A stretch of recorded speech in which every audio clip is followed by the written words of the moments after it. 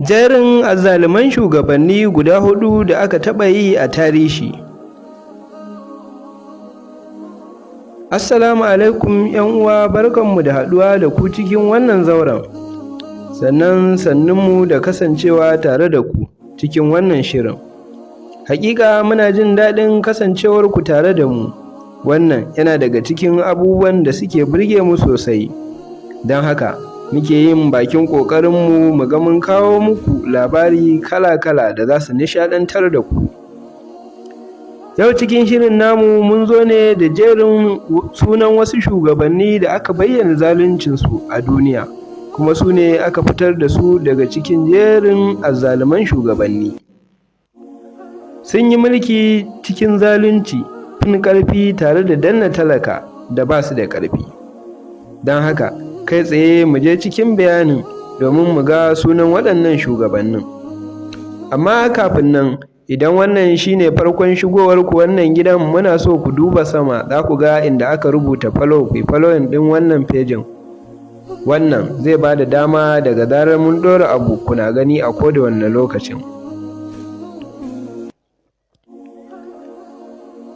Idi Amin shugaban ƙasar Uganda ne zamanin mulkin soja, wanda ya mulki ƙasar a shekarar 1971 zuwa 1979.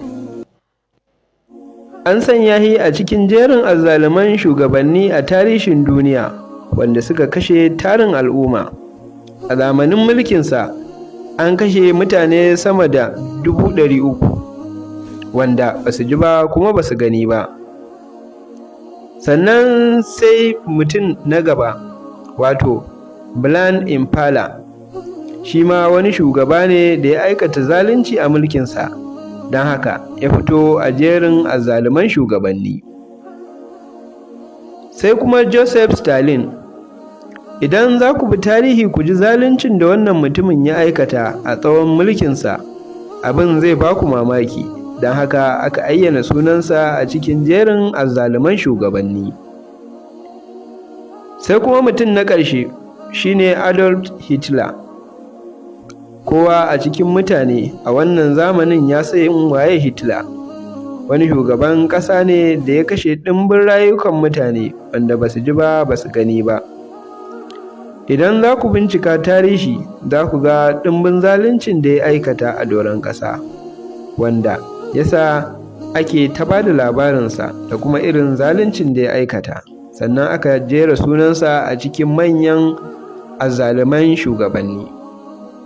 Na san wasu za su yi mamaki su ce me yasa ba a taɓo labaran wasu azzaluman shugabanni da suka faru a wancan zamanin na baya ba.